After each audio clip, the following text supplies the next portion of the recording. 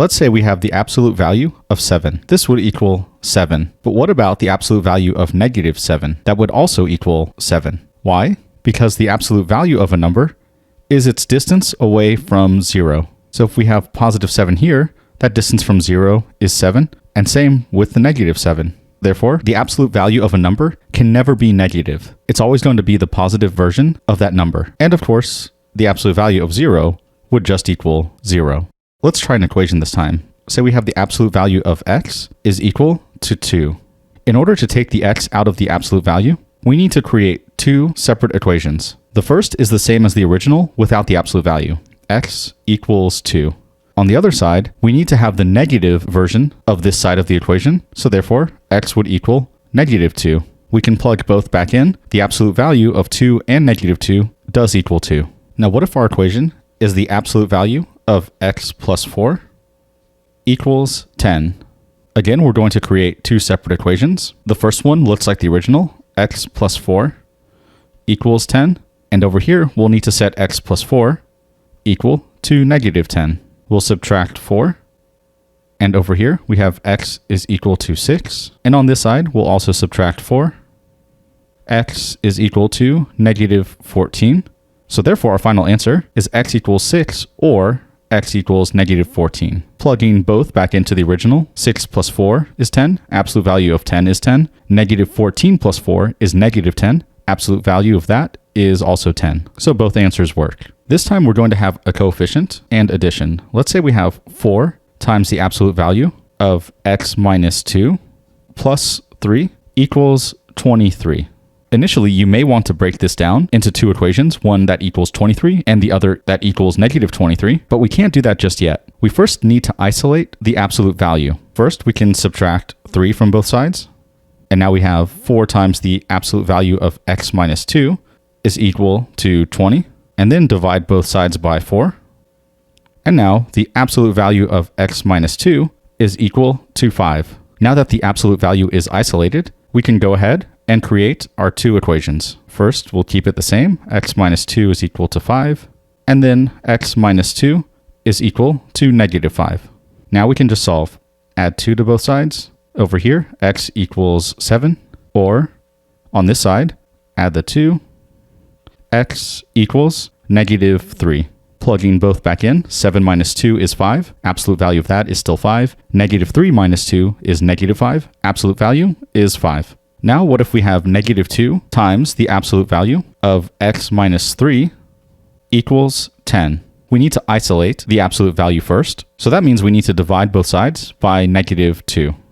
We end up with the absolute value of x minus 3 is equal to negative 5. Before we create any new equations, this is something very important to realize. When we have an absolute value that's isolated and set equal to a negative number, the answer would be no solution, because anytime we take the absolute value, it can never be negative. Let's try one more example. Say we have absolute value of x minus 2 equals 3x plus 1. The absolute value is already isolated, so we can go ahead and get our two equations. First, we have x minus 2 equals 3x plus 1, and x minus 2 equals negative, and be careful, we'll need parentheses, 3x plus 1, because we need the negative version of this entire side. So we have to make sure the negative sign distributes into both parts. Here we'll add 2 to both sides and get x is equal to 3x plus 3. And then we can subtract 3x from both sides and get negative 2x is equal to 3. Divide by negative 2. And we have x is equal to negative 3 halves so far. Over here, let's distribute the negative sign. So we'll have x minus 2 is equal to negative 3x minus 1. We'll add 3x to both sides, as well as add this 2 to both sides. On the left side, we have 4x is equal to positive 1. Divide by 4. And we get x is equal to 1/4. So at the moment, it looks like our answers are negative 3 halves or 1/4. But this is why it's so important to check our answers, because it's possible that one of these two is not valid. Let's go ahead and plug these numbers in for x to see if they work. Let's start with the 1/4. It was the absolute value of x, which is now 1/4, minus 2 is equal to 3 times x, which is 1/4, plus 1. So we have the absolute value of 1/4 minus, and 2 will convert into fourths, so we can combine fractions, and that would be 8/4, and that's equal to 3/4 plus, and then instead of 1, we'll do the same thing and make it 4/4. 1 minus 8 would be -7/4 equals 7/4, and with the absolute value, that gets rid of the negative, so 7/4 equals 7/4. Therefore, x equals 1/4 is a good answer. Now let's check -3/2. We have the absolute value of -3/2 minus 2 equals 3 times -3/2 plus 1. Now we'll switch the 2 into a fraction we can combine. So we'll have absolute value of -3/2 minus 4/2 equals -9/2 plus, and then instead of 1, we'll get a common denominator and make it 2/2.